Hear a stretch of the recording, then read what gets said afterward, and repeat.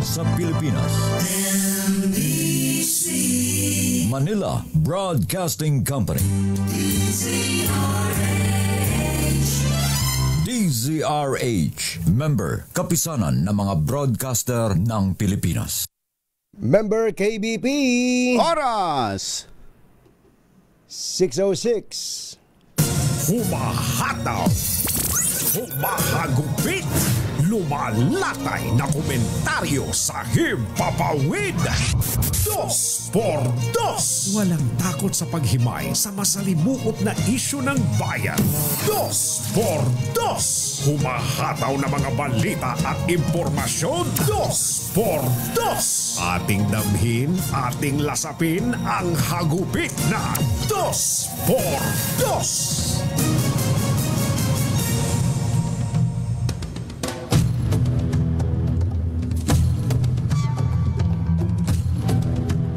Labinlimang kontratista mula sa mahigit 2,000 accredited contractors ang naka-corner ng mahigit 100 bilyong pisong flood control projects. Halos 20% daw po ito ng 545 billion pesos ng kabuuang halaga ng mga proyektong pagkontrol sa baha sa nakalipas na 3 taon ng Marcos administration. Ito! Ano? Ito! Ayun. Ang ibinunyag ni Pangulong Bongbong Marcos sa kanyang press conference na tinawag niyang disturbing assessment. Lalo pa nga at 5 lamang sa mga contractors ang may proyekto sa halos buong bansa. Pinuna rin ng Pangulong Marcos ang mahigit 6,000 proyekto na nagkakahalaga ng 350 billion pesos ay hindi nakasaad kung anong klase ng flood control projects. Habang meron ding iba ang lugar o lokasyon. Subalit, may katulad na contract cost. Kinwestiyon din ng Pangulo ang hindi tugmang dami ng mga proyekto sa mga lugar na hindi naman madalas bahain kumpara sa mas kaunting proyekto sa mga lugar na madalas bahain. Yon. At ito ang gusto niyang maimbestigahang mabuti. Isyu ng bayan, katotohanan, Bordos. At maitim ang balak, magtago ka na. 2x2. Si Jerry at si Anthony, narito na. 2x2. Hahataw ng todo, urado ka. 2x2. Ang katotohanan, dala nila. 2x2. Walang sinasamba pale, maniwala ka. 2x2. Hataw ng husto, tol, umasa ka. 2x2. 2x2.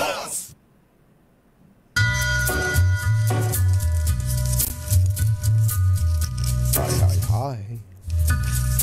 Maganda morning. Magandang umaga, bayan! Ito po si Anthony Taberna. Ito po si Jerry Baha. Muli pong sama sa inyo ang 2x2 sa umagang ito ng Friday! Yahoo! Kala natin mababawasan ang usapan sa baha. Lalong sinindihan ng Pangulong Bongbong Marcos kahapon, magang-maga. Talaga? Magang-maga ay nagpatawag ng media. Kala natin ay kung ano nang mangyayari, matindi nga pala. Sikat yung 15, kumbatsero. 15. Mayroong 15, tapos may 5. May 5 out of the 15. Ay may mga proyekto nationwide. Via satellite. Parang via satellite. Via satellite. Ano mga naman kapakaswerte. Napakaswerteng mga construction companies. Considering ang mga construction companies daw kumbachero na accredited ay more than 2,000. Pero kung sa bagay kumbachero, no, ito naman ay in fairness and in fair view, meron talagang mga construction companies na ang kategorya ay ano ba tawag, AAA? AAA. May quadruple pa yata yung para makakuha ng mga malalaking proyekto yung sa mga gobyerno. malalaking. Kaya kapag sumali sa bidding, halimbawa, ito perspective lang po mga kababayan dahil may mga nakakausap din tayo mga pumasok sa negosyo ng construction. Kapag yung construction company ay medyo lumalaki na, bumibili na sila ng sarili nilang equipment. Yung mga heavy equipment. So, hindi na sila nagre-renta, kumbachero. Hindi na. Ang isa po sa pinakamalaking gastos ng construction company ay yung pagre-renta ng equipment. Halimbawa, heavy equipment. Per oras yan eh. Per oras yan eh. Tapos ay... pag natapos yung proyekto, para kang daig mo pa ang bumili ng heavy equipment. Oo, kaya yung iba pong mga malalaking construction companies, kapag sumali sila sa bidding. Yung totoong bidding itong pinag-uusapan natin, hindi yung bidding na hindi pa nag-uumpisa project, alam na niyang siya ang bibigyan ng project. So kapag ang nakalaban doon sa bidding, kumbachero, ay medyo mas maliit sa kanya. Totoong bidding yan, totoong bidding yan. Hindi yan yung alam mo nang meron na may-ari ng project. Meron na may-ari. Bes kunwari magbibidding. Kunwari, may ganun naman talaga alam naman natin ang katotohanan ng hindi na kailangan ibunyag. Pero itong kinukwento po namin sa inyo, yung totoong bidding. Hindi ito yung kunwari Paulit-ulit. Kung po talagang ang tsansa na makakuha ng proyektong yon, yung pong malaking construction company. At meron ng... Kaya niyang tawag doon kumbachero? Kaya niyang i-dive ang presyo sa bidding. Na hindi kayang natapatan nung medyo maliit-liit na construction company.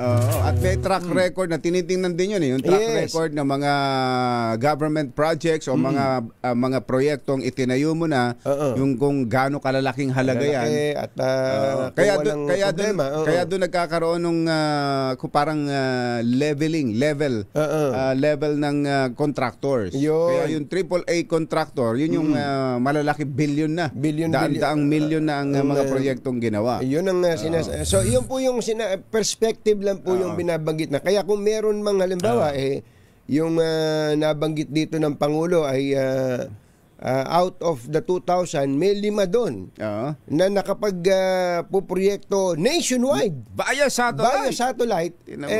Maaaring gumamit siya ng kanyang impluensya.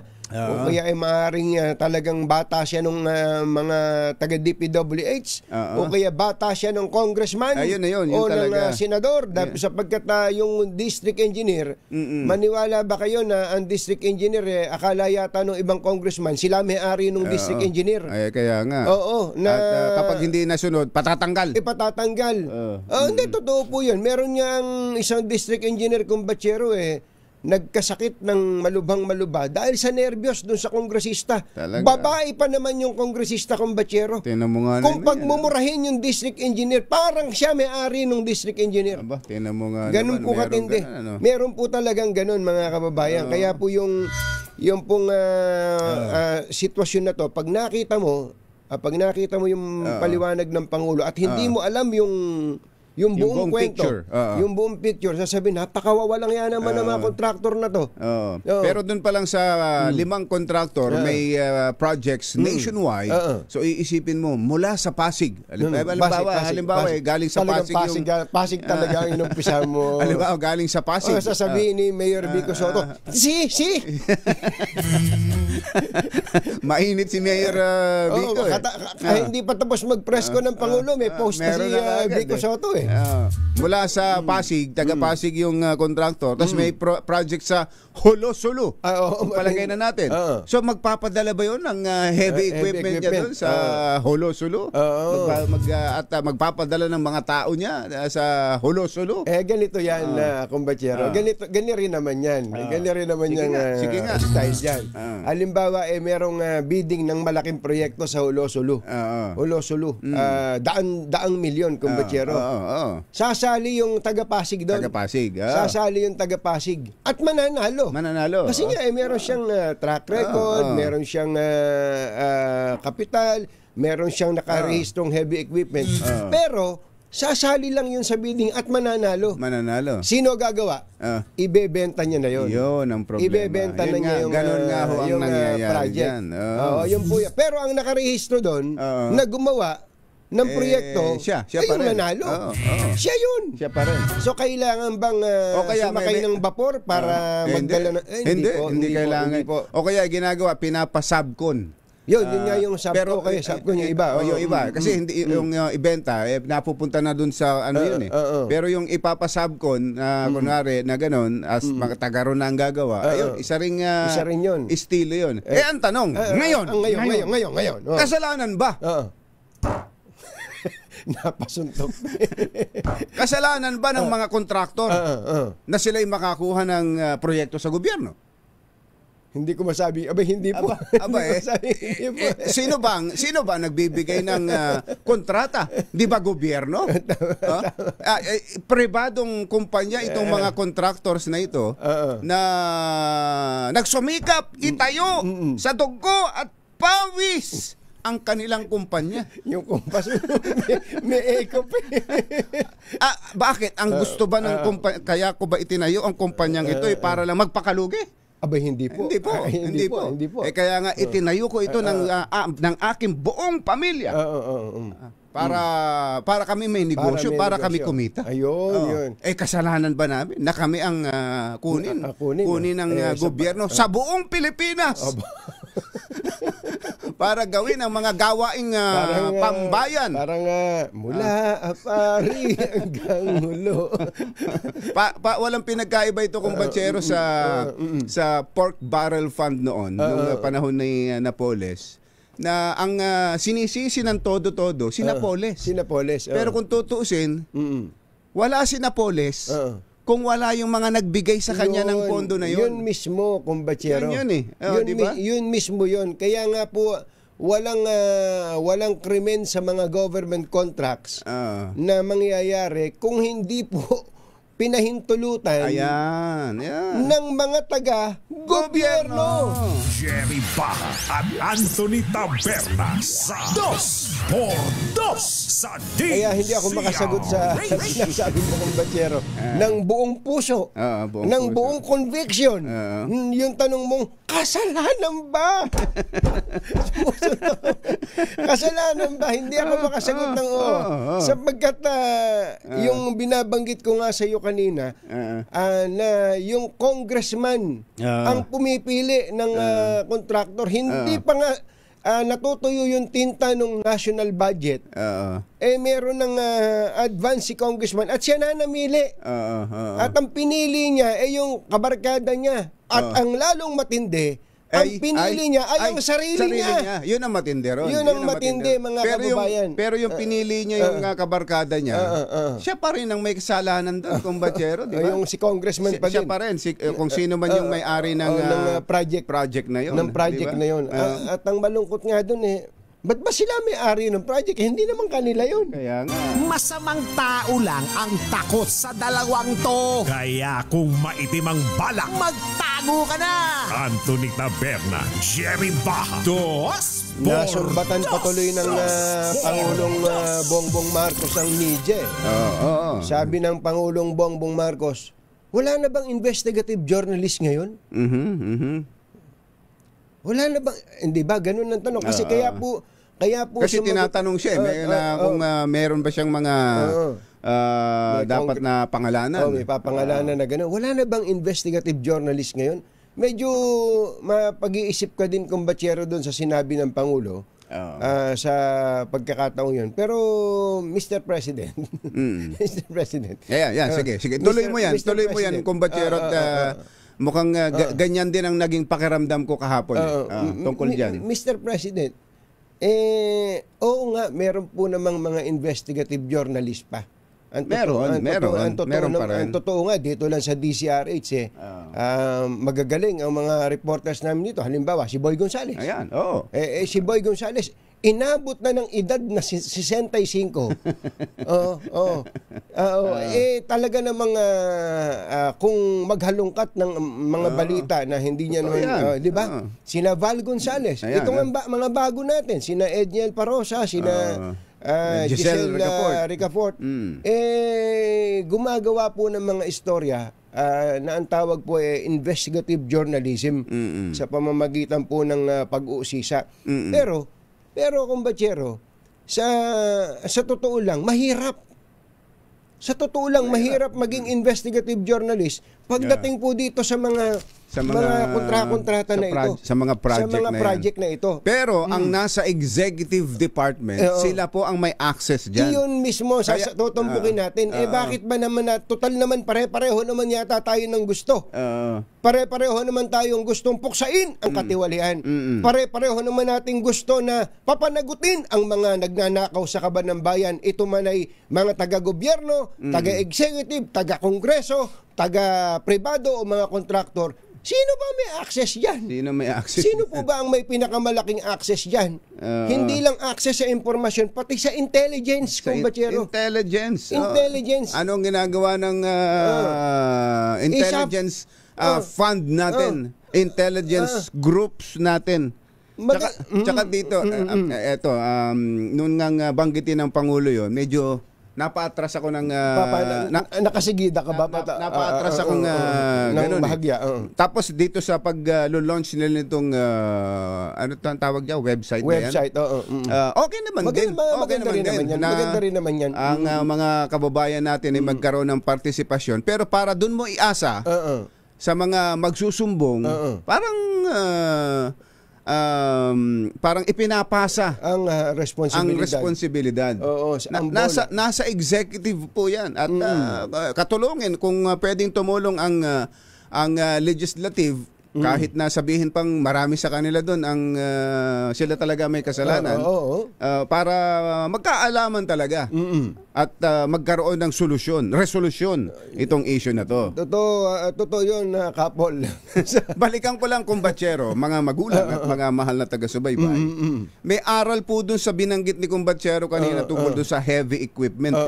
Di ba? Yung pagrenta ng heavy equipment na pag natapos mo yung project parang sa renta, daig mo pa ang bumili ng dalawa. Daig mo pa ang bumili ng dalawang heavy equipment. Doon lang sa isang project na 'yon. Doon lang may noong pa dapat may napatunayan at may aral lang nakuha ng gobyerno. Ang gobyerno mismo. Na ang gobyerno mismo ang dapat na bumili ng mga heavy equipment na yan at humukay ng mga flood control na yan. Nang hindi na tawag diyan by administration. Yan, alam nyo bang, lalo na yung mga matagal nang nakikinig sa amin ni Kumbatsero, Nung pa po ay amin ang ina-advocate yan, hindi lang po sa mga proyekto ng gobyerno, pati na po lalo na sa paghahakot ng basura. Sa basura. Alam niyo po ba kung gaano kalaki ang halimbawa sa Manila City Hall na lang, wag na tayo lumayot. Dito lang sa Maynila. Sa Maynila na lang. O tanungin niyo, magkano po ba ang pondo ng gobyerno ng Maynila, ng Manila City Government sa paghahakot at pagdidispatcha o pagtatapon ng basura? Sa kung saan man itatapon. Kung saan, bilyon. Yan. Billion. Hindi ho million. Billion. Billion po ang pondo po ng gobyerno at hindi lang ng Maynila. Binigay natin example, pati po yung iba pa. Sa ibang lugar. At yan may mga ilang local executives na tayong binigyan ng suggestion na yan. Kutakot-takot na dahilan. Napakarami ho nilang naiisip na dahilan. Meron pang Hindi raw pwede dahil sa dami ng empleyadong kakailangan. May limit lang daw ang dapat na maging bilang ng empleyado ng gobyerno. Ay nako. Pagka gusto, may paraan. Pagka ayaw, nako po. Nako, katakot-takot ang dahilan.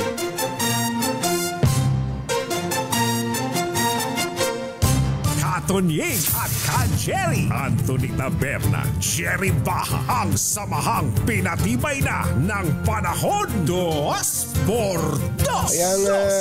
Ang tinatanong ngayon ng ating mga kababayan where do you go from here? Ano ba ang susunod na mangyayari? Gaano katagal ba tong mga investigasyon na to? Ang eto, makikialam na naman tayo. Ang totoo kong batsero, kung may mga sinuspindi lang, total, usong-uso naman yung preventive suspension na yun While the investigation is ongoing, pwede namang magsuspindi. Kung meron lang sinuspindi, in-announce ang Pangulo na sinususpindi niya si ganon at si ganito, at pagkatapos ay kanyang itinayo ang isang independent commission na mag-iimbestiga dito, o independent in the sense na hindi congressman, hindi senador, hindi DPWH, kundi isang independent commission na ang pagre-reportan lang siya. Siya lang kumbatsero, malamang mas mas pasabog yun kumbatsero Ito, maganda na to It's a good start. Gusto natin sabihin, it's a good start. Nalaman natin to at mukhang seryoso po ang pamahalaan sa paghalongkat dito. Pero alam mo, in fairness dun sa media, nag-announce nga si Senator Joel Villanueva. Sabi ni Joel Villanueva, Majority Leader, I can only speak for this House, meaning upper house, not the other house. Makakapagsalita lang ako para sa bahay na ito. And as far as I'm concerned, sa aking nalalaman, as the majority leader of the Senate, bilang tagapangulo o bilang pinuno ng mas marami sa Senado, I don't see, hindi ko nakikita any senators involved. Wala akong makitang senador na may kinalaman in any sa anumang of these 15 construction sa firms. alinman sa 15 kontratistang ito. Yun ang sinasabi niya. Yung siguro yung connection sa yung pag-aari ng pamilya. Yung pag-aari ng pamilya mula sa isang senador. Pero Senator Joel Villanueva, with all due respect, Your Honor, sure ka ba dyan? Are you sure? Are you sure? Are you sure, Senator Villanueva? Baka naman magaya ka kay Senator Risa Ontiveros na buong conviction na sinasabi niya na may desisyon ng Korte Suprema, unanimous, sabi niya, binaligtad ng Korte Suprema ang kanyang sarili. Ang League of Cities versus Comelec. Kamukat-mukat mo kinabukasan. Lumitaw, sabi ng Supreme Court, hindi unanimous yun, Senator Risa. Hindi unanimous yung desisyon ng Korte Suprema doon. May hati-hati doon. Baka naman Senator Joel, magaya ka kay Senator Risa. Napaso. Are you sure? Kilala mo ba talaga lahat ng mga kasama mo dyan? Are you sure? Ayan, aabangan natin yan, mga magulang at mga mahal na taga-subaybay. Oras po natin, Achi, Mr. Jalom Tang, Lakyam Jap Kauhun, 6:29 ng umaga, ACS Balita. Susunod na! At maaasahan, ACS Balita. Walang makakaligtas, walang makakalampas. Saan mang sulok ng kapuluan, Luzon, Visayas hanggang Kamindanawan. Basta't may balita, ipagwagwagan ng sikat na tagapagbalita. ACS Balita. Kasama ang 2x2 tandem Anthony Taberna at Jerry Baha. ACS Balita. Ang programang ito ay hatid sa inyo ng ACS Manufacturing Corporation, ISO certified, maker of world-class quality Pride detergent.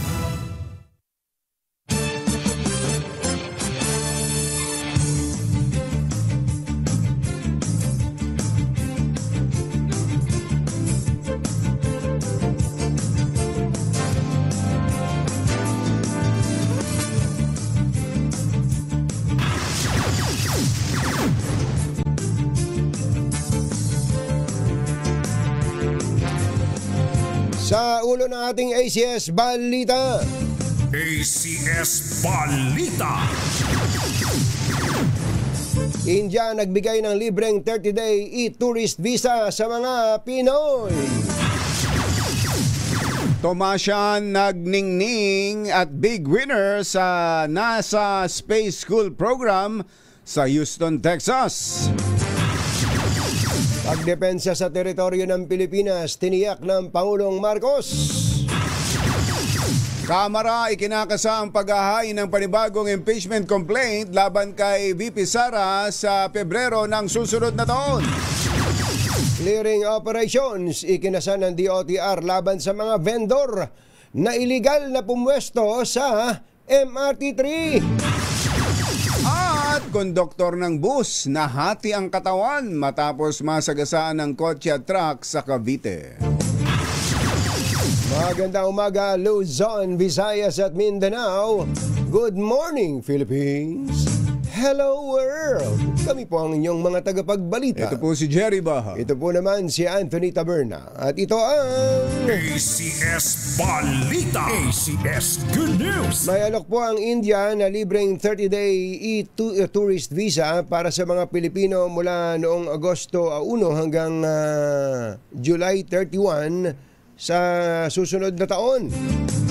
Ayon sa Indian Embassy sa Maynila, ang mga interesadong Pilipino na gustong magpunta sa India, Oo. gusto ba magpunta sa India? Pwede rin naman. Di pa ako nakapunta ng India. Kahit na marami kang narinig na kwento kay Kwan.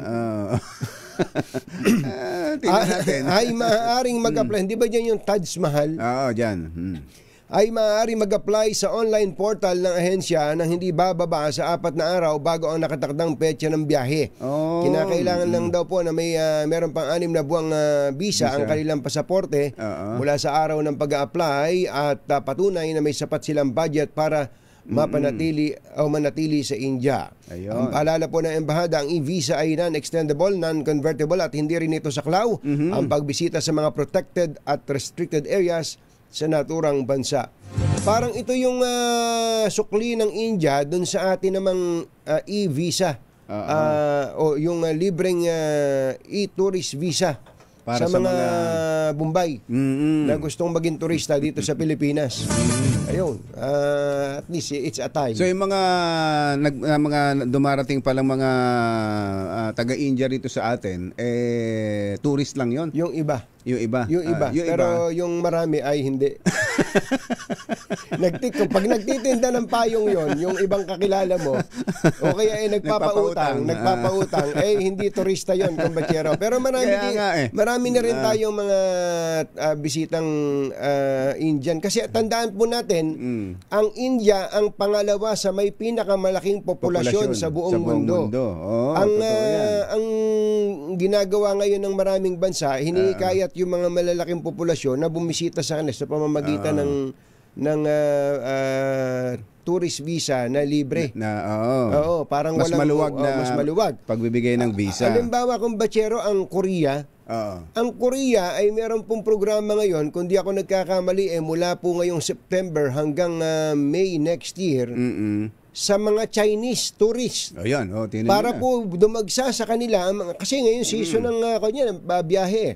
Para pumunta sa Korea ang mga turistang Chinese. Napakadaming Chinese Talaga. Hindi ba? Silang number 1 sa population. Samantalang dito sa Pilipinas, talagang hinigpitan natin ang mga malilitang mata. Lahat ng paghihigpit ginawa natin, kaya ngayon, magrereklamo ba tayo na mas kakaunti ang turista dito? Kakaprangot lang ang nakakarating na turista. Pinahihirapan natin ang turista. Dito sa, ang tawag mo, mga Bombay. Ba't naman tinuro mo? Ikaw na naman nagturo sa akin. Narinig ko sa'yo. Ba't nga ba? May nagagalit kasi. Tsaka, ba't nga ba naging touring natin sa kanila, Bombay? Sila din naman ang nagpakilala sa atin. Ng pangalan ng gano'n. Ang tawag na gano'n. Si Willie, sino Willie? Si Willie Bombay. Si Willie sa amin sa San Antonio, Nueva Ecija. Lahat ng tindahan doon, kilala si Willie, nakamotor eh. Dahil siya yung siya yung naniningil. pagka umaga dumadaan para magpautang, sa hapon naniningil na. Yun ang talagang doon sila nakilala, no? Oo. Tsaka doon sa payong. Saka sa payong at saka sa Kulambo.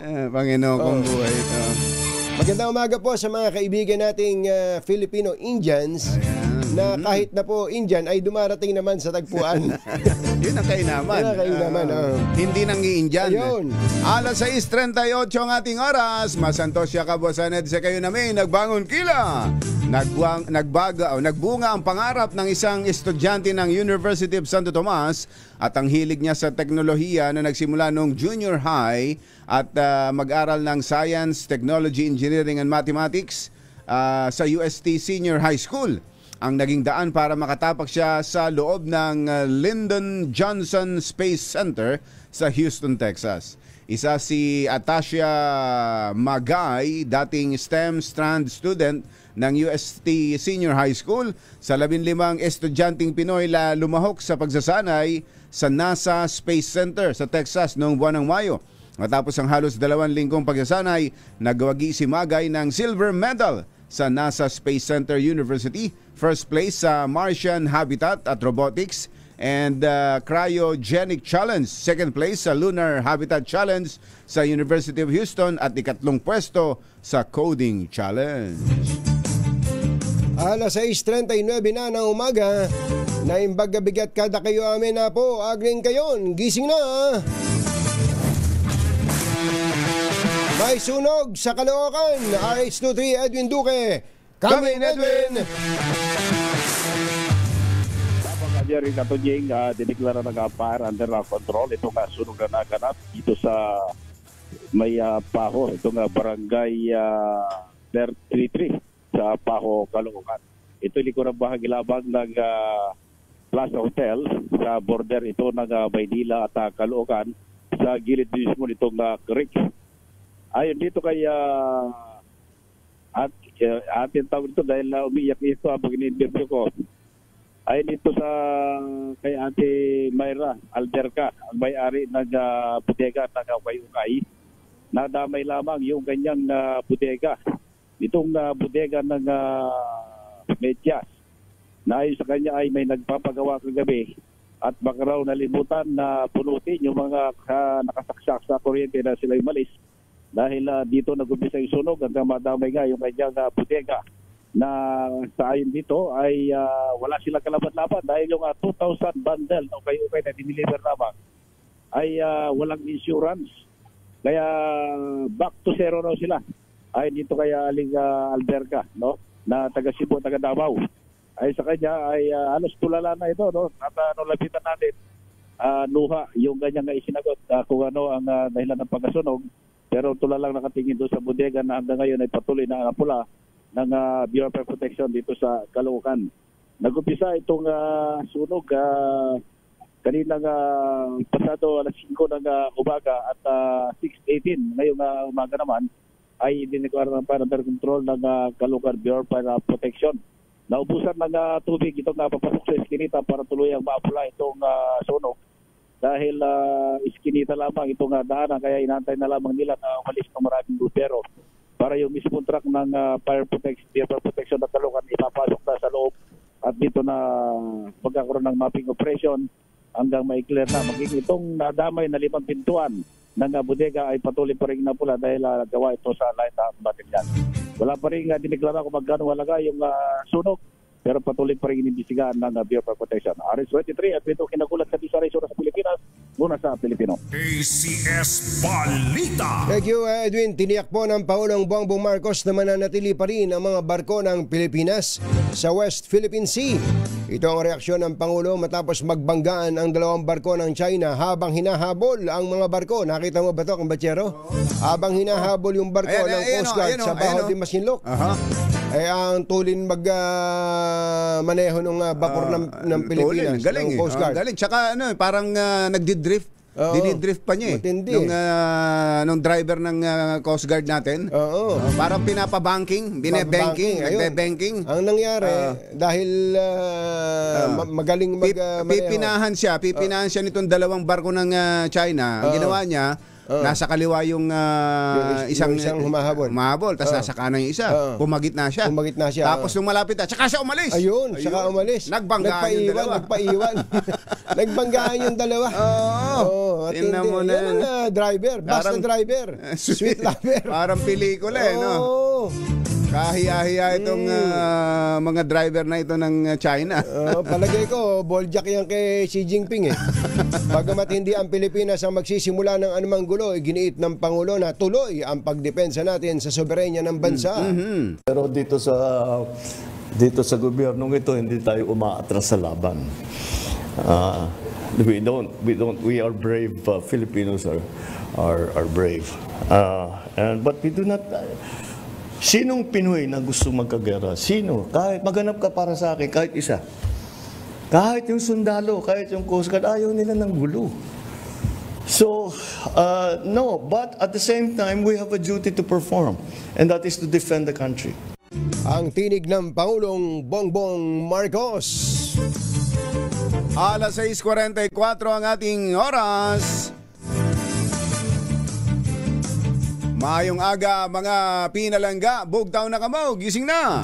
Bukas ang Kamara na muling maghain ng impeachment complaint laban kay Vice President Sara Duterte sa Pebrero ng susunod na taon. Ayon kay Bicol Saro Party List Representative Terry Ridon, Chairman ng House Committee on Public Accounts, oras na maghain sila ng panibagong impeachment case, parehong dahilan pa rin ang lalamanin nito. Kabilang narito ang paggamit ng confidential funds at pagbabanta laban sa mga matataas na opisyal ng pamahalaan ng Vice Presidente. Ayon naman kay ACT Teachers Representative Antonio Tinio, nakahanda ring mag-endorso ang Makabayan Bloc ng panibagong impeachment complaint sakaling hindi baliktarin ng Korte Suprema ang desisyon nito. Personal na pinangasiwaan ni Transportation Secretary Vince Dizon ang clearing operations sa mga vendor at iba pang nakaharang sa north at southbound ng walkways ng MRT3. Ito, tingnan nyo po ito mga kababayan. Kayo mismo mabubusit dito Sa pag-iikot po ng kalihim, pinakiusapan nito ang mga vendor na kusa ng umalis sa kanilang illegal na pwesto kaysa MMDA pa ang magpaalis sa kanila. Sinita rin ng kalihim, andito na, pansinin po ninyo, ang paniningil ng renta ng isang mall sa MRT3 southbound exit kahit na ang may-ari nito ay hindi naman sila kundi ang gobyerno. Ayon kay Secretary Dizon, naiintindihan nila at nakakaawa ang mga vendor dahil kailangan maghanap buhay pero hindi dapat doon nakapwesto.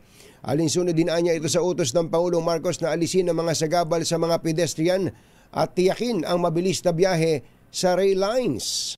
Paano kung nagbebenta kayo dito ng Hindi kayo pwede dito. Kasi daanan ng tao ito.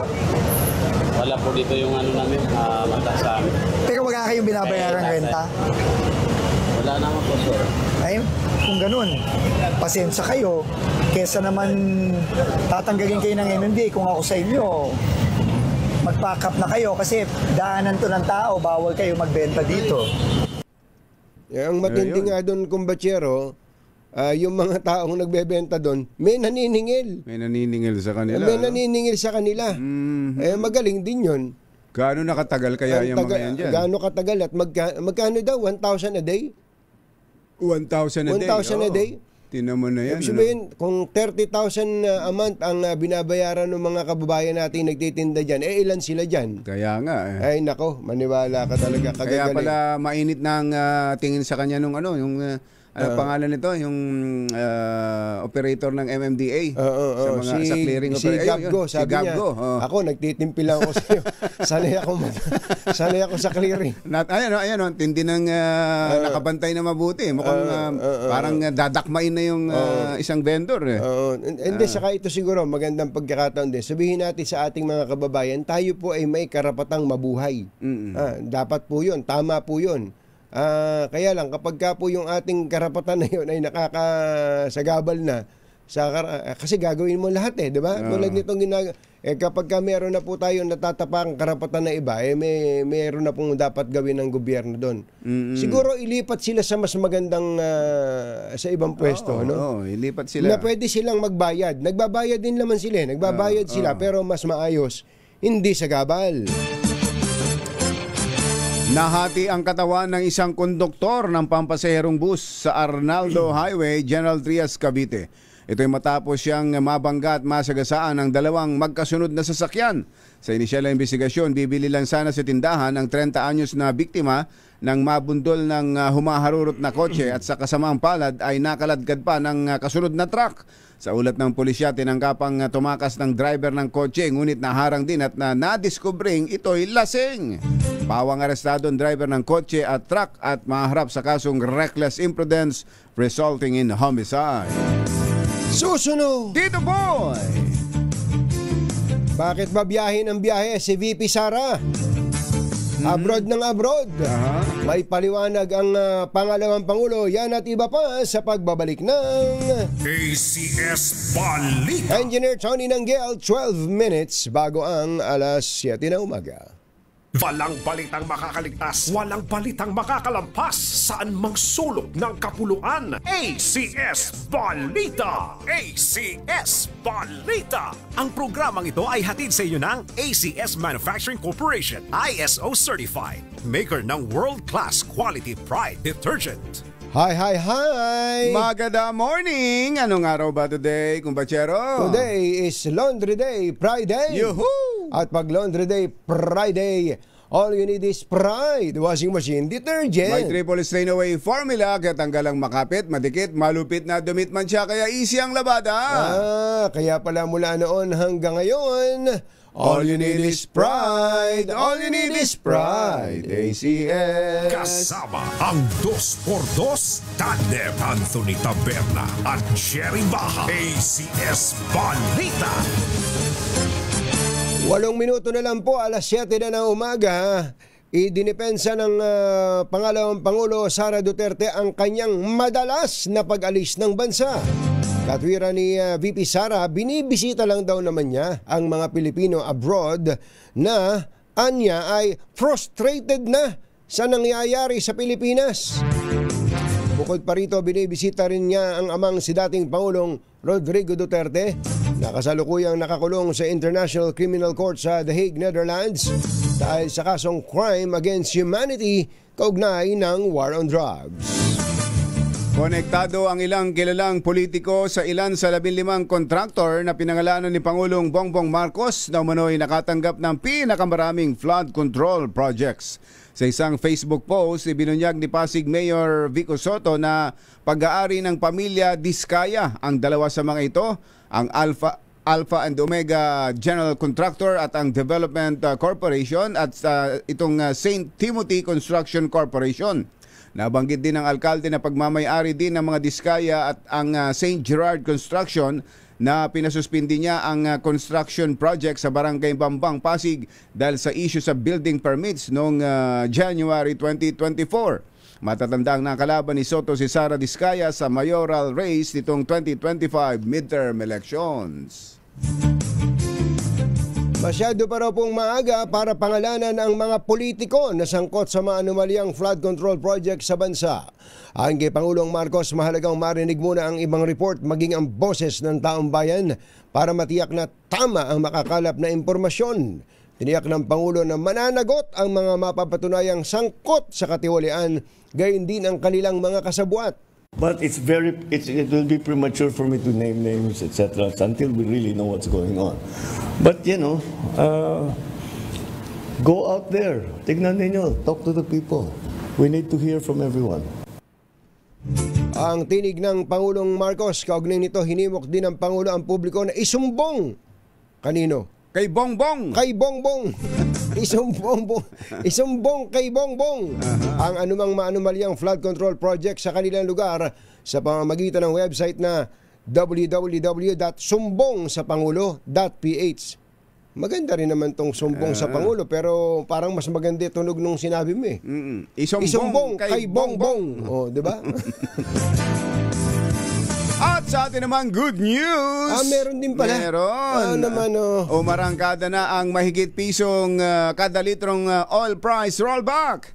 Batay sa anunsyo ng mga kumpanya ng langis, 1.50 kada litro ang bawas presyo sa diesel, 1.30 sa gas o kerosene habang 40 sentimos sa gasolina. Noong nakarang linggo, tumaas ang presyo ng gasolina o 1.90, 1.20 sa diesel at piso sa kada litro ng kerosene. Naghatid sa kabuuan ng ating ACS Balita. Ito po si Anthony Taberna. Ito po si Jerry Baha. ACS Balita. Balitang makatotohanan, balitang maaasahan. ACS Balita. Ang programang ito ay hatid sa iyo ng ACS Manufacturing Corporation, ISO certified, maker ng world-class quality Pride detergent. Ang samahang pinatibay na ng panahon. 2 por 2. Let's Marvin Gaye and get it on. Nakakatanda pala yung sinabi na yun. Spill natin. Ibang pinatibay na ng panahon. Parang para bagang ilang panahon na pinagdaanan. Kung sa bagay, kami po dito sa 2 por 2 ay 22 anyos na. Ayan, at dahil 22 anyos na ang 2 por 2, ayan. Tuloy ang pamimigay ng ating mini component. Patingin nga na sample ng mini component. Dumating na isang truck na mini component dito. Dumating na ho ang shipment. Na-hold pa raw ito ng Bureau of Customs nitong mga nakakara, yung 3 container natin na kumbatsero. Kaya medyo na-delay. Sherwin, pasensya na. Pero inayos na raw po, pinayagan na ni Customs Commissioner Ariel Nepomuceno. Para sa ating pamamahagi. Ang dami pala nito eh. No, ayan. Isip-isipin mo dati ginugupitan lang to, nagtayo na pala ng sariling ang brand ay kuko. Matindi diyan kumbajero. Si Mother. Si Mother natin dito, si Malu Cabral, nainggit at gustong mamigay din daw ng mini component sa kanyang palatuntunan. Ano na ngayon? Miss M. Miss M. Tita M. Tita M's. As in, mahalay. Ayan, umo-order siya. Ay, napakaganda naman. Tinan mo naman to para hindi pa nababagsak. Talaga. At ang kainaman dito, kahit mag-brown out, walang kaproblema. Tinan mo. Kahit na brown out. Tinan nyo. Tinan nyo, ha? Napakaganda. At ang lakas niyan, kumbatsero, matutulig ka sa lakas. Grabe Kaya naman. Kailangan hihinaan mo lang sa volume. Baka sabihin nyo, hindi naman maabot yan ang signal ng DCRH. Hindi, walang problema. Walang problema, may antena yan. At ang antena yan, para sa FM ho yan. Dahil ang AM ay wala talagang antena. Ayan, saka may TV to. May TV yan. May TV to. At syempre may lalagyan ng baterya para kung sakaling brown out sa inyong lugar, ayan, ayos na. Tumawag pa sa akin si Tita Aida, yung dati natin kasama sa ABS-CBN. Mo-order? Nakatutok siya sa DCRH. Sabi niya, kailan ba akong makakatikim niyang mini component na yan? Taga saan ba ako kayo? Sa Antipolo daw siya. Nakatutok daw talaga. Sabi ko, ba't ba hindi ka sa DCMM nakikinig? Ayoko na doon. Sabi mo naman ganun. Ito ikaw, Tita Aida, sobra ka na. Sobra ka na. Palagi masakit para sa mga taga DCMM yan. Kaya mo lang siguro sinabi para magkaroon ka ng mini component. Hindi mo na kami kailangan ganunin. At yan, yung mini component na yan, hindi yan nakafix sa DZRH. Malaya kayong mga kapili. Dahil sino ba mawawalan? Kayo din. Ayop sa yabang. Sabi siguro, mas mayabang pa kayo kay Rod Navarro. Hoy, doon po sa mga taga Barangay 176 Gagalangin, Tondo, Maynila. Kung gusto nyo magkaroon ng mini component at siyempre ay kwarta at iba pa, ilakasan nyo na po ang inyong mga radyo o kaya ang inyong telebisyon para kayo mapansin ng ating malakas agent na si Sherin Alfaro. Ay, Vic Lima. Si Vic Lima. Correct. Ayoko doon. Sabi ni Vic Lima. Masyado. Walang ganon. Gusto mo lang din yata magkaroon ng mini component. At si Kuyang Joel Sarignaya ay nakatutok sa atin 24 oras at birthday pala ngayon, kumbatsero, ni Immigration Commissioner Joel Anthony Viado. Aba, Commissioner, wala ba Viado. tayong libreng visa dyan? At magandang umaga rin kay Governor Helen Tan ng Quezon. Wala ba tayong... Governor, maraming salamat po sa napakasarap na tangerine chocolate. Talaga naman. Lalagang lasang-lasa mo ang kakao mula sa Davao. Ayan, talaga naman. At pag ang chocolate talagang mas marami yung kakao, healthy yun. Healthy yun, kumbatsero. At nangungumbida rin po siya dahil sa ibabaw po ng kakao ay meron pong nyog. Kaya nangungumbida po si Governor Helen Tan ng Quezon sa kanilang Nyug-Nyugan Festival. Ayun, Nyug-Nyugan Festival. Mag-uumpisa na raw po today hanggang August 19 next week. Mula po ngayon hanggang August 19 ay Nyug-Nyugan Festival sa Quezon. Sigurado po makakatingin kayo ng lahat ng mga produkto mula po sa nyug. Mula sa walis. Walas tingting hanggang sa bunot. Ayan. At iba pa ang puno ng nyug talagang lahat of life. Lahat magagamit totoo yun, kumbatsero. Kaya mga taga Quezon, magandang morning. Wag lang madadali ng uwang. Yung uwang. Yun ang namimiss. Ilang puno na ng nyug ko na yung mga maliliit lang na namumunga na. Nadadali ng uwang . Nagtanong ako minsan, sabi, ano bang panlaban sa uwang? Asin lang. Asin lang daw? Asin lang pala. Ganon. Ako, napakasimple lang pala. Paano ang gagawin?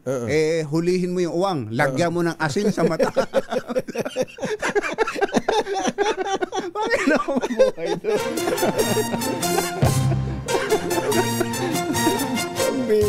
Katonying at Jerry Anthony Taberna, Jerry Baha, ang samahang pinatibay na ng panahon. 2 por 2. Ano oras ng Tita Ems Magazine, Tita Ems? Mother, anong oras? Magkamali na naman tayo. Tsaka anong araw? Ang Tita Ems Magazine po ay napapakinggan tuwing alas 2 ng madaling araw. Sabado po yan. Sabado. Sabado, 2 a.m. to 4 a.m. 2 a.m. ng Sabado o 2 a.m. ng Linggo? Huwag mo nang guluhin. Sabado nga.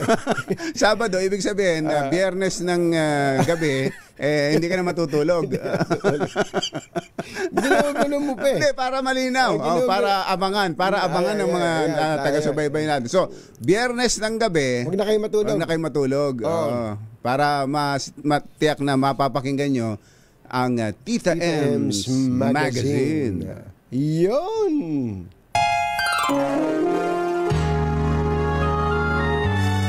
Kauna-unahan sa Pilipinas. NBC Manila Broadcasting Company. DZRH. Member, kapisanan ng mga broadcaster ng Pilipinas. Member KBP. Oras. Kapopoy, 9 na minuto na makalipas ang 7 ng umaga. Balitang bagong-bago. Balitang dapat alam mo. Balitang magdadagdag ng talino. Dahil bagong impormasyon, makibalita. Unang-una sa DZRH. Pangunahing balita. Kasama ang 2x2 tandem nina Anthony Taberna at Jerry Baha. Araw po ngayon ng Martes, 12 ng Agosto 2013. 2025. Sa ulo ng ating mga pangunahing balita, 15 contractors nako po ang higit 100 bilyong pisong flood control projects ng pamahalaan. Alok na tulong ng negosyanteng si Ramon Ang para mapigilan ang pagbaha. Malugod na tinanggap ni Pangulong Bongbong Marcos.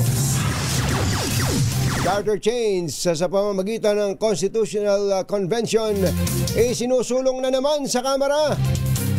Senate President Cheese Escudero at Senator Soto nagkainitan. Matagal pa yan. Sumbong sa Pangulo website, inulunsad ng Pangulong Bongbong Marcos. Siyam na taong gulang na batang lalaki agaw buhay matapos na bugbugin ng 5 high school student. Grabe yan. At bagyong Goryo lumakas pa, nasa typhoon category na. Magandang umaga Luzon, Visayas at Mindanao. Good morning Philippines. Hello world.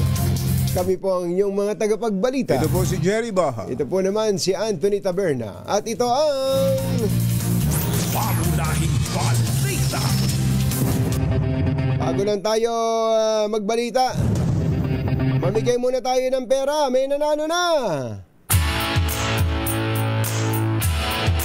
At 7:12 in the morning, Engineer Tony Nanggel, may nanalo na dyan sa lugar na walang bastos.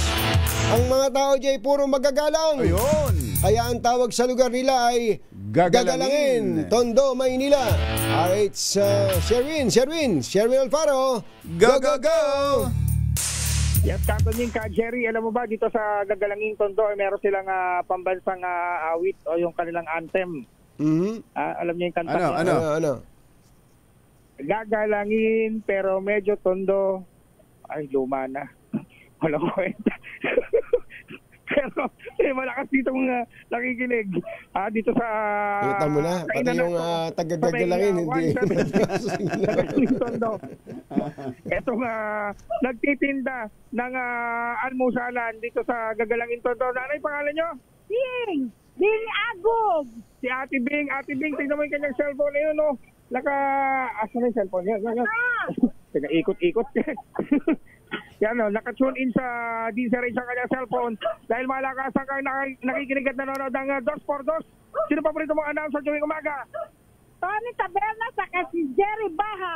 Tony Taberna, Jerry Baha, meron kang 1,000 pesos. Thank you po. Ayan. At syempre, bukod dyan, meron ka pang DZRH sa ibang na bigas, DZRH grocery, DZRH t-shirt, at DZRH umbrella. Sa mga, yun lamang, hindi pa natin dala yung inyong mini component. Sayang. Ano? Sayang po. Oo nga, sayang. Sayang naman. Di bale, babalik. Babalik, oo. Dadali natin dito sa Gagalangin, Tondo yung mini component ni Ate Bing. Tuloy lang si Ate Bing sa talagang tuloy-tuloy. Para radyo na ang kanyang pinakikinggan, di ba? Mini component ng 2x2. Kaya sa mga ayos manalo ng 1,000 pesos, lagi dumutong sa DZRH. Baka kayo nasusunod dating winner sa DZRH Malacash promo. RH6, Sherwin Alfaro, DZRH. Una sa Pilipinas, una sa Pilipino. Nakakatuwa ito si Ate Bing eh. Isip-isipin mo kung bachero habang nakipagkwentuhan kay Sherwin. Tuloy lang sa trabaho niya. May umorder eh. May nagsasalok ng gano'n. Trabaho, yan trabaho. Talagang yung typical na Pilipinong walang sinasayang na oras. Yan ang mga masisipag. Yan ang dapat na sinusuportahan at lalong pagpalain ng Panginoon. Ito po naman sa mga tamad nating mga tagapakinig. Ayos lang yan. Hirap kayang maging tamad. Huwag kayong kakain, ha? Bawal kayong kumain. Mga nangunguna at mga bagong balita sa DZRH. Pangunahing balita. Alas 7:15 na ng umaga. Ilang contractors lamang ang nakinabang sa 20% ng mga flood control projects na nagkakahalaga ng mahigit 100 bilyong piso sa loob ng nakalipas na 3 taon. Ito po ang ibinunyag ng Pangulong Bongbong Marcos matapos i-review ang lahat ng flood control projects mula noong July 2022. Ayon sa Pangulo, nakakabahala na 20% lang ng kabuang 545 billion pesos na budget. 20% po nito ay napunta lamang sa 15 contractors. 5 sa mga ito ay may kontrata sa bawat rehiyon ng bansa. Gayong higit sa 2,400 ang kwalipikadong bidder para sumali sa mga nasabing proyekto. Andito po ang 15 mga pinangalanan ng Pangulong Marcos: Legacy Construction Corporation, Alpha and Omega General Contractor and Development Corporation, St. Timothy Construction Corporation, sounds family ha. Ito po yung kapartner dati ng Miro, yung matras. Tama. QM Builders, EGB Construction Corporation, Topnotch Catalyst Builders Incorporated, Centerways Construction and Development Incorporated, Sunwest Incorporated, High Tone Construction and Development Corporation, AAA Construction and Supply Incorporated, Royal Crown Monarch Construction and Supplies Corporation, Wow Builders, MG, hindi kaya si Kuya Will to? Wow, kulang eh. Wow Builders, MG Samidan Construction at Road Edge Trading and Development Services. Samantala, ibinunyag ni Pangulong Bongbong Marcos na higit sa 6,000 proyekto ang walang malinaw na impormasyon kung anong uri ng flood control ang mga ito. Sa presko ng Malacanang kahapon, sinabi ng Pangulo na ang naturang mga proyekto ay nagkakahalaga ng mahigit sa 350 bilyong piso. Isiniwalat ng Pangulo na karamihan sa mga ito ay pare-pareho lamang ang disenyo at materyales na ginamit, gayong itinayo ang mga ito sa magkakaibang lugar. Git ng Pangulo, ito'y imposible dahil hindi naman magkakapareho ang sitwasyon sa bawat lugar kahit pa magkakalapit sa isa't isa. I think anybody who works in either the private sector or the public sector, pag sinabi may 50 project, pare-pareho, 150 million lahat. Pare-pareho lahat. Imposible yan. It is impossible for one barangay, even if they are the next barangay, to have the exact same project to the exact same amount with the exact same contractor. Imposible yan. And that is why that is a significant finding already that we have made. Si Pangulong Bongbong Marcos. Inilunsad ng Pangulong Bongbong Marcos ang Sumbong sa Pangulo website, kung saan ipopost ang lahat ng flood control projects ng gobyerno para mas madali itong mabantayan ng publiko. Ang Sumbong sa Pangulo o Sumbong sa Pangulo.ph ay isang online platform na magbibigay sa publiko ng akses sa impormasyon hinggil sa mga proyekto sa baha sa buong bansa. Binuo ang nasabing website 2 linggo matapos ang kanyang ika-4 na SONA, kung saan inupakan nito ang mga kontraktor na palpak at mga kaharap niya sa SONA, mga politiko na anyay hindi marunong mahiya.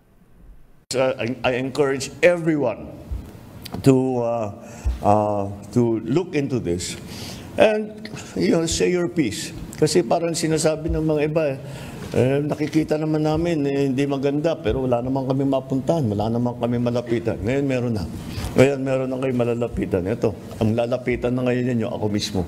Dahil akong titingin dito araw-araw sa website natin at babasahin ko ang mga report na ibibigay ng taong bayan. Ang tinig ng Pangulong Bongbong Marcos. Samantala, welcome kay Pangulong Bongbong Marcos ang alok na tulong ng negosyanteng si Ramon Ang para solusyonan ang problema sa baha sa Metro Manila. Sa press con sa Malacanang, sinabi ng Pangulo na mahalaga ang tulong mula sa pribadong sektor at maganda naman ang resulta ng mga proyekto ni Ramon Ang. Gayunman, paalala ng Pangulo sa mga mayor at sa local government units, sila ang dapat manguna sa pagresolba sa problema sa basura ng kanilang mga nasasakupan. Proposal ni Ramon Ang is also certainly very welcome. Because we've seen his projects. Maganda naman ang mga nagiging resulta. He's able to bring it in on time. And, the man is an engineer. So I'm sure pinag-aralan niya na mabuti yan. He's actually given me already this briefing before. Pangulong Bongbong Marcos. Sa ibang balita, naniniwala si House Deputy Speaker at Antipolo 1st District Congressman Ronaldo Puno na mabisang paraan para amyendahan ang 1987 Constitution ay sa pamamagitan ng Constitutional Convention o CONCON. Tiwala ang mambabatas na magandang paraan ito para maitama at makumpleto ang saligang batas ng may transparency kung saan boboto ang publiko ng mga delegadong magdidiskusyon para sa amyenda. Kabilang anya sa mga malabong probisyon sa konstitusyon ang pag-interpret sa salitang forthwith. Malabo ba yun? Kung Ronnie, parang hindi naman malabo yun. Pagsang-ayon ng Kongreso sa paggawad ng Pangulo ng amnesty, pagtakda ng termino para sa barangay officials at iba pa. Naku, marami pang ibang dapat baguhin sa konstitusyon, hindi lang ito. Kung tutuusin, kumbachero. Kumpiyansa si Puno na mas mainam ito kumpara sa CONAS kung saan mga miyembro ng Kongreso ang mauupo para talakayin ang amendment. Nagkainitan naman sina Senate President Cheese Escudero at Minority Leader Vicente Soto III sa isyu ng panukalang charter change. Sa ex-post ni Escudero, binanatan nito si Soto at sinabihang maghinay-hinay lang sa pagpanig sa House of Representatives. Sinabi ni Escudero na tila pumapanig na si Senator Soto kay House Speaker Martin Romualdez dahil sa pagsusulong nito ng impeachment at ngayon naman ay charter change. Itinanggi naman ito ni Soto at nanindigang wala siyang kinakampihan maliban sa konstitusyon. Una nang sinabi ni Soto na noon pa man ay kontra ito sa Chacha, subalit hindi ito sang-ayon sa impeachment provision na nakasaad sa konstitusyon. 7:22 ng umaga. Susunod! Dito po! Ako, meron pong isang 9 na taong gulang na batang estudyante, grade 3 lang po ito. Nagtulong-tulungan bugbugin ng mga high school students, 5. Grabe, ano? Critical ang kondisyon ngayon. May video yan. Parang hindi daw yun yung video, kumbachero, pang content lang yata yun eh. Yung napanood nating video kanina, parang ginamit lang ng mga nagko-content. Iba yun. Iba yun. At mukhang yung bugbugan sa batang ito ay wala namang video. Yun naman ang ating gustong sabihin sa mga content creators. Oo. Meron na gumagawa ng mga nagdadrama. Parang drama, kaya nga tinatanong ko kay Ara kanina, ba't naman parang hindi naman malakas yung suntok? Yung sipa naman ay parang hindi naman totoong sinasaktan. Nung pala, parang drama yun. Ayun, ni-reenact. Kumbachero, parang reenactment. Ganun ang nangyari. Pero ganun pa man, mali pa rin itong ginawa sa batang ito na 9 years old ng mga high school students. Yan at iba pa sa pagbabalik ng... Pangunahing balita. 7:23. Ang oras ay hatid. Nakapila sa Katonyings. Ayan o. Doc Gili. Sesya na kayo't medyo mahaba ang pila dyan sa Terminal 2 ng Katonyings. Nakapila nga daw siya. Tsagayin nyo lang po at sulit naman yan. Sulit naman ang inyong pagtsatsaga. Maraming salamat sa lahat ng tumatangkilik sa Katonyings, sa Terminal 2 at sa iba pa. Thank you. At magandang umaga ulit at muli binabati natin ang happy birthday si Kuya Romel de la Cruz. Kuya Romel de la Cruz ng Amazing Words. Hindi, Amazing Tats. Amazing Tats. Lagi ako nagkakamali dyan sa... Yuel, natanggal ba yung words nyo, Yuel? Yan sinasabi ko sa inyo. Yan ang galing sa buto ng balubad. Buto ng balubad. Mais ba? Yan na si Yuel, nagpapatotoo. Kaya lalong napamahal sa girlfriend mo. Tinan mo na. At yun ay hindi basta-basta inilalagay, baka lalo lang kayong magkaroon ng perwisyo sa balat. Kailangan sa mga eksperto lang. Eksperto yan. Kaya yan, pumunta lang sa Amazing Tats. Baka magbago Baka magkamali Amazing Tats ni Kuya Romel de la Cruz, Mr. Birthday Boy. Ayan.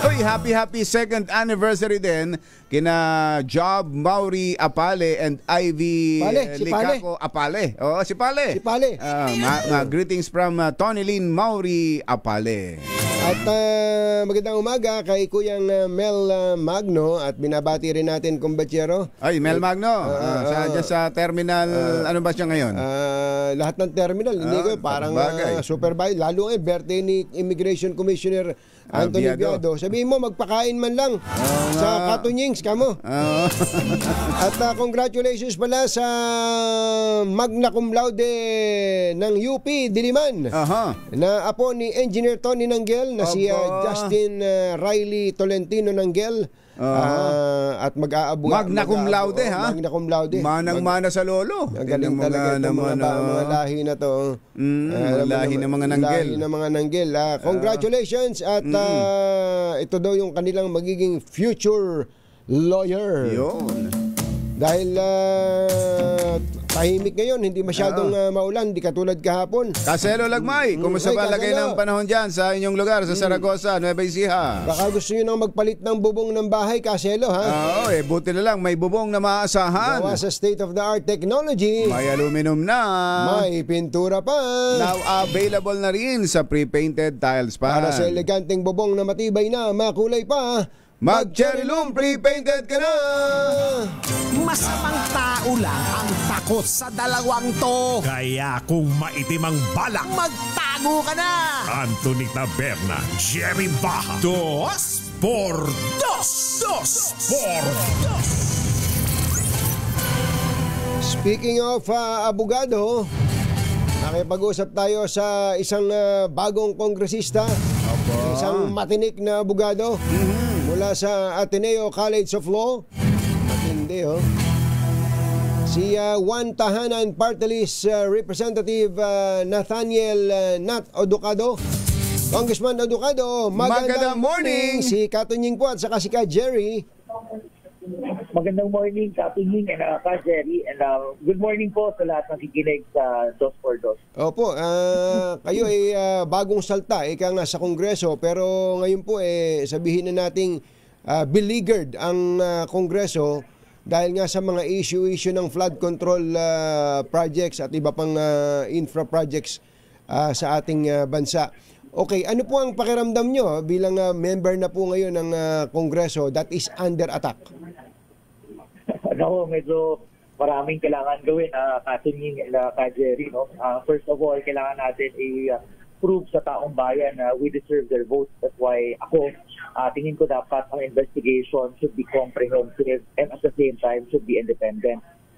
Katunying, Ka Jerry, ang inisip ko nga na i-propose dapat merong independent commission na gagawin through the Office of the President na dapat mag-investiga at the same time mag-plano kung anong next step sa ating flood management program. So ang sinasabi nyo, hindi ang Kongreso o DPWH o Senado ang dapat mag-imbestiga dito? What I'm saying, Katunying, is okay lang kasi meron naman silang duty. Ang Congress has the duty under their oversight function to see if the laws are implemented. DPWH, okay lang din mag-investigate kasi part yan ng supervision and control nila. Pero I think to get a more comprehensive and independent findings dapat nasa Office of the President through flood control or flood management management commission and investigation unit. Kasi nakikita natin ang Congress na lang ang post-implementation issue hindi mo masyadong matakel. Pero ang planning issue, ano ba talagang nangyari? Bakit ganun lang yung project? Bakit ito nangyari after within the control of the President? For instance, na nakita kong problema, Katunying and Ka Jerry, 2021 and 2022, may underutilization tayo ng budget. And 2 trillion pesos na naalap natin sa flood control project. Tapos, maliban doon, hindi lang issue of infrastructure. Titignan mo rin yung other aspects. May other laws tayo involved kasi dyan, Katunying and Ka Jerry. Like, for instance, di ba, ang flood natin ngayon nakakos ng leptospirosis. Meron tayong nakikita na may problem doon sa treatment ng wastewater. So, these are things na hindi kayang i-cover lang ng bodies, but it requires an independent commission coming from the Office of the President. Pero may kinakasan ng investigasyon ng House, may sarili ding investigasyon ng Senado. Sa inyo, sa parte ng House of Representatives, Tinitinan kasi diyan baka investigation para lang pagtakpan. In aid of exoneration. In aid of exoneration ang mangyayari. Lalong magiging kahiya-hiya kung Nat ang Kongreso. Hindi ba pwedeng tumandig kayo doon sa harap nila at sabi niyo, itigil niyo yan! Itigil niyo yan! Itigil ang ulan! Parang gano'n. Parang gano'n. Parang itigil yan. Kasi parang self-serving ang mangyayari. Well, although I trust naman the leadership kasi nakita naman natin yung leadership. Personally, nakita ko gaano sila katutok sa bagay. I think ang best talaga is dapat nasa office of the president. Kasi iniisip ko dapat kung maggagawa ka ng commission, dapat hindi lang members of the parties involved ang titignan mo to investigate. You have to get the facts.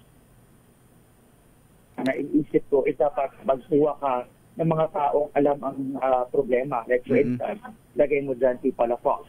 Tapos lagay ka ng ma-experience sa DPWH dati. For instance, si former Secretary Simpson. Maglagay ka ng merong taga-COA dati to investigate kung anong palang nangyari. Tapos maglagay ka rin ng civil society groups to make sure na yung mga tao na sa baba, naririnig yung mga hinaing nila.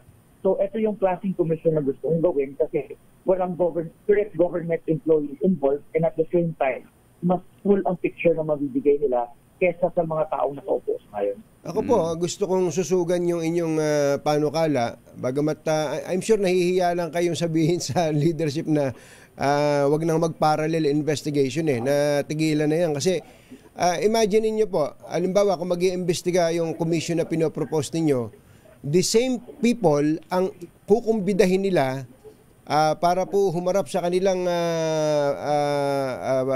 formal investigation. Tapos ipinapatawag din ng Kongreso yung mga yon, ipinapatawag din ng Senado yung mga yon. Baka pagdating dun sa kalagitnaan na investigasyon, lungay ngayon na yun, pagod na yun. Kaya kung ano mo yung sinasabi ko, Congressman. So I agree.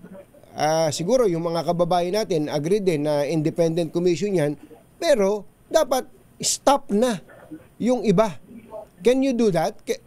Can the president do that? Can he implore upon both houses of Congress not to investigate? I think Katunying, may respect sa co-equal branch of government. Separate pa rin kasi itong investigation ng Senate and Congress President. Pero ako, Katunying, Jerry, I think the Filipino people has the right or may karapatan sila na malaman ng katotohanan. This is why I think a commission hindi involved sa pag-process itong overall program natin ang plan na mag-investigate and at the same time mag-suggest ano yung way forward. Kasi ang inisip ko na commission, Katunying, is not just for investigation, but the overall planning.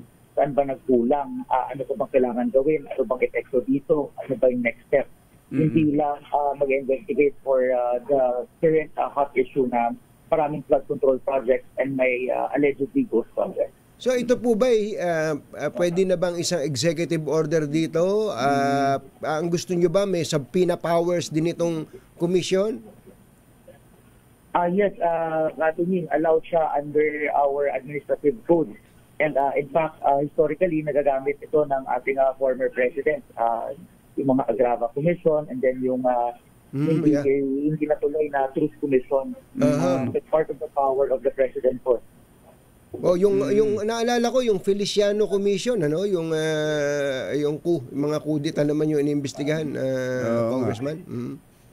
So yun, pwede yun. May subpoena powers. Pwede bang gawin nyo ng presidente through an executive order lamang? Opo, pwede po. Kasi kasama po siya sa power of supervision and control ng mahal na presidente po. Dito kung sa inilunsad ng Pangulo na isumbong mo kay Bongbong na website, ano sa tingin ninyong ma-accomplish nito? Makakatulong ba ito? Well, makakatulong po, pero Jerry, I think we need the help of experts, especially when it comes to this issue.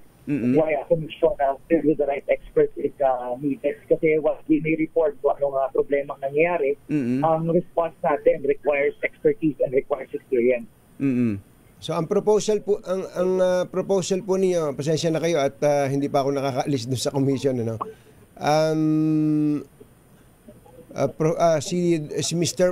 Si Architect Palafox, ang gusto niyo maging member, ang propose niyo maging member ng commission if the president will agree with you. Tapos sino pa po? Sino pa po? Si former Secretary Babe Singson. Yes po. We need people with records of integrity, and at the same time tinitingnan natin yung experience nila sa field.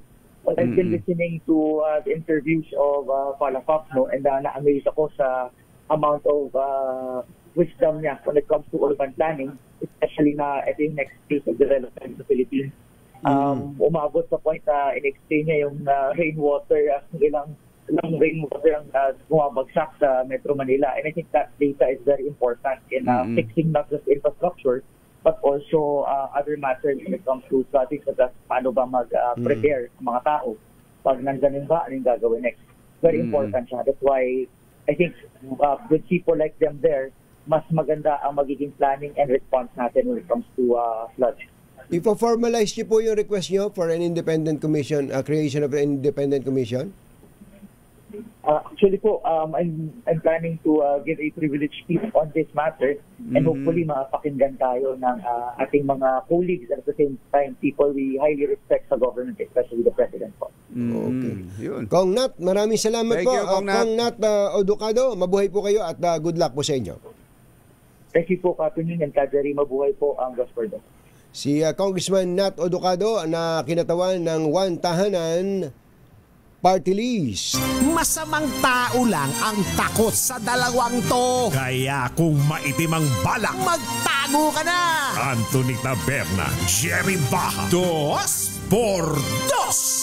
Happy birthday pala kay, happy 18th birthday pala kay Shine Alfaro. Shine Alfaro, binabati ka ni Tito Sherwin Alfaro. Ayan. Oy, Senator Lito Lapid. Nakamonitor daw siya habang papunta sa isang breakfast meeting. Senator nakamonitor sa 2x2. Lito. Lapid. Ayun. Magandang morning. Kumusta ba? Napanood nyo ba yung balitaktakan sa Senado tungkol sa charter change? Narinig nyo ba si Senator Lito Lapid doon? Oo, yung bakbakan nila Senator Cheese at Senator Tito Soto. Siguro gusto nang tumayo ni Senator Lito. Awatin na yung mga anong pinag-uusapan nyo na yan? Yan chacha na naman? Chacha na naman. Pabalik-balik na lang, parang chacha. 7:45 ng umaga. Uy, binabati lang pala natin ng happy birthday si Seth Lucas Austria. 6 years old ka na pala, Seth Lucas. Binabati ka rin ng iyong airpat na si Mayor Sly Sylvester Austria ng Jaén, Nueva Ecija.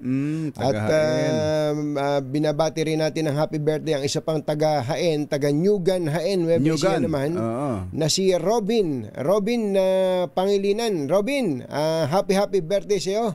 Happy birthday din daw, sabi ng iyong mama, Ate Ria, at saka si Tatay Rafi Pangilinan. Samantala,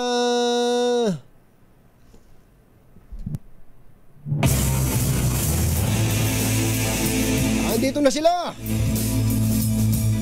Eto na, PNP Chief. Hinimok ang PNP sa ika-124 na Police Service Anniversary. Ayan na, sige nga. Na ano? RH52. Na huwag darating. Wag na raw pumunta sa anniversary. Huwag patinag sa Batikos. Gano'n. RH52, Edniel Paros. Kami, Edniel. Anthony, pinagdiriwang ngayong araw ang ika-124 na Police Service Anniversary dito sa Pilipinas. Ay kay PNP Chief Police General Nicolas Torre III, kasaysayan ng yugtong sumasalang sa mahigit isang siglo ng pagsubok at tagumpay sa law enforcement. Sa temang pulisya, bantayog ng bayang matatag, tampok selebrasyon ng pagdalo ni Pangulong Bongbong Marcos bilang guest of honor and speaker. Pero bago ang programa dito sa Campo Crame ngayong umaga, hindi makulitoryo mga kapwa pulis na huwag matinag sa harap ng mga isyu o batikos na ipinupukol sa kanila. Pakinggan natin ang Top Cup. My fellow officers, I know that in the midst of our duties, there are issues and criticisms against us. Sa gitna ng kahit anong issue, huwag tayong magpadala. Never lose sight of our mission. Patuloy nating gagampanan ang ating tungkulin na may buong puso, integridad at tapang. Every move that we make should reflect that we are one force, isang PNP na nagkakaisa, hindi nahati at laging handang maglingkod sa ating bayan. Yun, ang linaw ng audio ni PNP Chief Mas malinaw pa sa audio ni Edniel Edniel. Mas maganda yung audio ni Chief PNP kasi daw sa'yo. Wala-wala ang signal dito sa mga kapo. Sinabi ng Chief PNP na kanilang nare-review ang ilang procedure sa pagtugon sa 911 at kanyang pet project na 5-minute response, maging yung training na dinadaanan ng mga responding police. Sa ngayon, inaantay na lamang si PBBM dito sa PNP Oval kung saan gagawin ang parada. Nakaposisyon na rin sa gilid ng grandstand itong ilan sa mga sasakyan o police mobile na gamit ng PNP sa kasaysayan, simbolo ng ebolusyon ng hanay.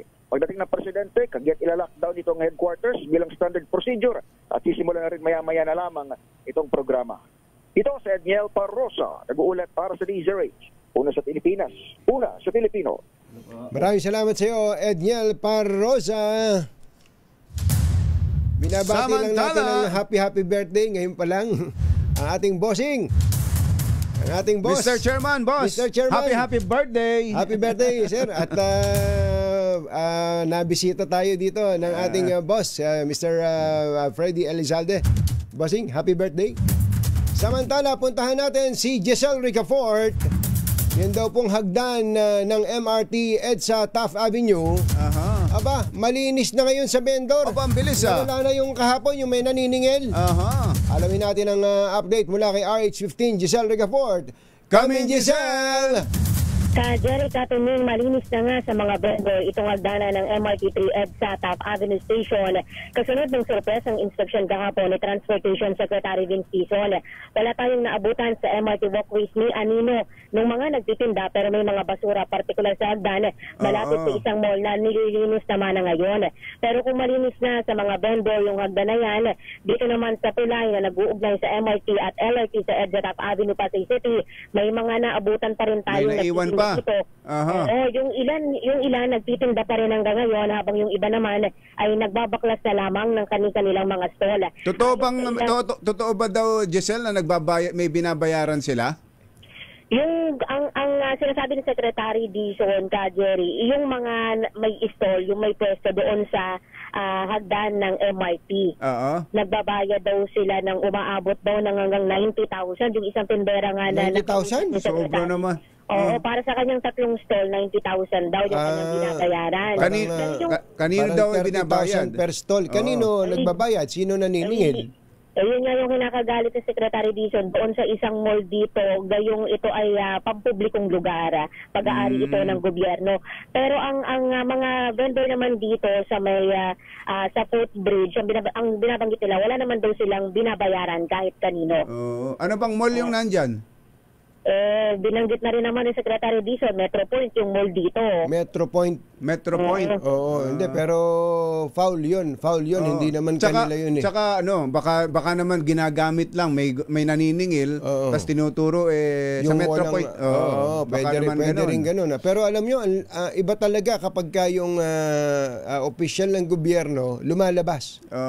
Tinan nyo si Secretary Dizon. Ang totoo nun kung tutusin, maliit na bagay ito, pero napakalaki ng impact na ang cabinet member, nandyan, nakikita nyo yung aktual na problema, at ngayon po, na-resolve. Tinan mo, ang laki ng inilinis. Ang tanong lang, saan na kaya nagtitinda ngayon yung mga umalis yan? Saan sila magtitinda?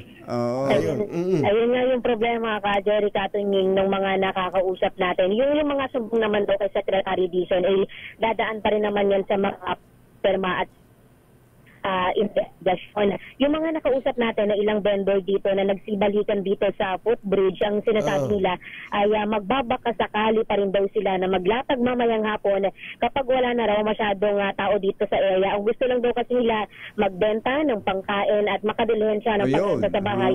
Lalo pa nga wala rin daw silang nahanap na paglilipatan at 2014 pa sila nadahanap buhay dito sa lugar. Bukod sa mga tauhan na 2014 pa. Ang laki na pala ng pakinabang nila dyan. Pwede na pala talagang ang pakinabang naman ay yung mga commuters. Oo, correct Katining. At hinihintay pa talaga sa Secretary Dizon bago pala ma-auctionan ito. Tatagal-tagal na pala. Bukod dito sa mga tauhan ng Metropolitan Manila Development Authority, may mga nakadeploy na rin dito ng mga tauhan naman mula sa Philippine Coast Guard matapos silingan ng kalihan ng Transportation Department. Ito si Giselle Ricaport para sa DZRH, una sa Pilipinas, una sa Pilipino. Ito magandang hugot ng Pangulo yung Secretary Vince Dizon. Totoo yun. Saka ito na nyo na, kapag ka lumalabas ang cabinet member, nakikita niya problema at nakikita niya rin ang posibleng solusyon. Oo, siyempre. Ganon din si Secretary, yung isa pa, si Secretary Kiko Laurel. Q. Laurel. Department of Agriculture. Lagi din nasa labas. Actually, pati si Secretary Amina Pangandaman Ayan, isa pa. Lagi nasa labas. Secretary Sani Angara. May mga isa pa, yung bagong secretary ng DICT. Secretary Martin Aguda. Hindi, Henry Aguda. Isa pa rin yun. Iba talaga. Pagka subukan yung lumabas, gayahin nyo lang si Presidente. Si Presidente, labas ng labas. Tapos yung ibang taga-gobyerno, nakakulong sa mga opisina nila. Walang mangyayari. Kapag ganyan po, mga cabinet secretaries natin, mga opisyal ng gobyerno, nakikita sa field, nararamdaman ng tao na mayroong gobyerno. At nararamdaman ng tao na may nagbabantay na gobyerno. Hindi umaasa sa kung ano lang ang isusumbong ng tao tungkol sa ginagawa ng mga taga-gobyerno. Ang laking bagay niyan. Total naman magsusumbong tayo kay Bongbong. Isumbong natin yung tama. At kahit sino, isumbong na natin. At ang hamon naman sa Pangulo, pag isinumbong sa inyo at valid naman yung sumbong, ang sabi nyo nga, kahit kaalyado nyo pa, kahit kamag-anak nyo pa, ay aaksyonan nyo na kailan? Aksyon ngayon! Ito po si Anthony Taberna. Ito po si Jerry Baha. Hanggang sa susunod na hambalos at hagupit ng 2x2 Damdaming Bayan. Susunod na! I see trees of